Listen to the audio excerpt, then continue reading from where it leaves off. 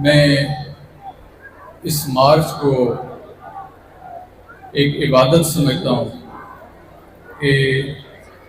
جب تمام دنیا غفلت کی نیند سو رہی ہے تو ایسے میں جماعت اسلامی کی اس کاوش کو ہم خراج تحسین پیش کرتے ہیں۔ اور جیسا کہ میں نے پچھلی بار آپ کے اجتماع میں شرکت کی اور میں نے آپ سے کہا تھا کہ انشاءاللہ جب جماعت اسلامی فلسطین، کشمیر سمیت دنیا بھر کے مسلمانوں کی آواز بنتی رہے گی، انشاءاللہ ہم حضرت بر امام سرکار رحمۃ اللہ علیہ کی خانقاہ سے آپ کے شانہ بشانہ ساتھ چلیں گے۔ میں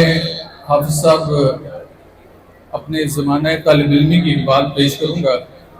کہ یہاں پر 7 H8 کالج ہے، تو ہمارے ایک طالب علم کو بس کے نیچے مار دیا گیا، تو ہم نے کوشش کی کہ اس کا بدلہ لیں، کسی طریقے سے ملزمان کیفرے کردار تک پہنچیں، لیکن ہماری سنوائی نہیں ہو رہی تھی۔ اور چونکہ ہم ICD کالج میں تھے، اس کا پڑھے لکھوں کا کالج تھا، تو ہماری بات کو کوئی وزن اہمیت نہیں دی جا رہی تھی۔ تو ایسے میں ہمیں جو 7 والا H8 کالج ہے وہاں سے چوڑیوں کا تحفہ ملا، اور وہ چوڑیوں کا تحفہ بھیجتے انہوں نے کہا کہ اگر آپ لوگوں میں کوئی مرد نہیں ہے تو چوڑیاں پہن لیں، یا ہمیں دعوت دیں تو ہم آ کے اس نوجوان کے لیے حق کے لیے آواز اٹھاتے ہیں۔ الحمدللہ ہمیں وہ تحفہ تو ملا، لیکن اس کے ملنے کے ساتھ ہی ساتھ ہم نے اپنے اندر ایک جوش و جذبہ، ایک ولولہ پیدا کیا، اور الحمدللہ ہم نے اس لڑکے کے ملزمان کو کیفر کردار تک پہنچا کر چھوڑا۔ آج ہماری جو سوئی امت مسلمہ ہے، میری خواہش ہے کہ اللہ کرے کہ کوئی ایسا غیر مسلم ملک اٹھے جو ان 57 اسلامی ممالک کو بھی چوڑیوں کا تحفہ بھجوائے، اور انہیں یہ کہے کہ اگر آپ سے فلسطین آزاد نہیں ہو رہا تو یہ ذمہ کسی اور غیر اسلامی ملک کو دے دیں۔ تو مجھے پورا یقین ہے کہ جو سوئی ہوئی مری ہوئی قوم ہے یہ انشاءاللہ ضرور جاگے گی۔ میں اس چیز کو بھی خوش آئند سمجھتا ہوں کہ میں نے دیکھا کہ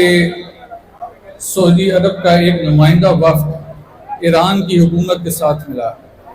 میں امید کرتا ہوں کہ وہ جس مقصد سے بھی وہاں پر گیا ہے، اللہ کرے کہ اس مقصد میں فلسطین کا مقصد بھی شامل ہو۔ اور میں یہ بڑے وثوق سے کہتا ہوں کہ سعودی عرب ایسا ملک ہے کہ میں سمجھتا ہوں کہ اگر آج بھی وہ اپنی زبان کو جنبش دے دے تو یہ بہت سے مسائل حل ہو جائیں گے۔ میں ساتھ ہی ساتھ اپنے ملک کی ریاست کو بھی اس کی توجہ بھی اس طرف دلاؤں گا۔ میں نے ٹی وی کے پروگرام میں ایک بات کی تھی کہ موت جو ہے وہ کسی لگژری بستر پر بھی آ جانی ہے، لیکن اس موت کا فائدہ نہیں ہوگا۔ تو اگر آپ نے موت کا فائدہ حاصل کرنا ہے، اس دنیا اور آخرت میں فلاح پانی ہے، تو آپ کو مرنے کا انتظار نہیں کرنا،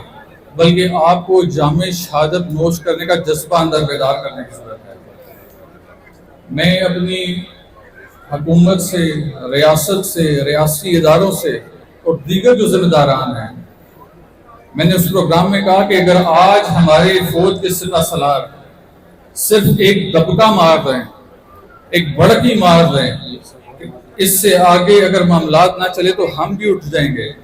تو مجھے پورا یقین ہے کہ انشاءاللہ ان کی یہ بڑک مارنی، ان کا ایک دبکہ مارنا بھی کام آ جائے گا، اور انشاءاللہ فلسطین آزاد ہو جائے گا۔ وہاں علینا الی اللہ۔